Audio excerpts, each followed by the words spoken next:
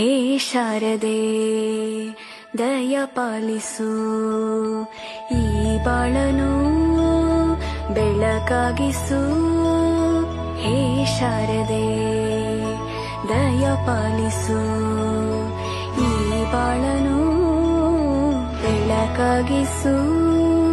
ನಾಳೆಗಳ ದಾರಿಯಲೇ ನಂಬಿಕೆಯ ನೆಲೆಯಾಗಿರಿಸು, ಮುನ್ನಡೆಸು.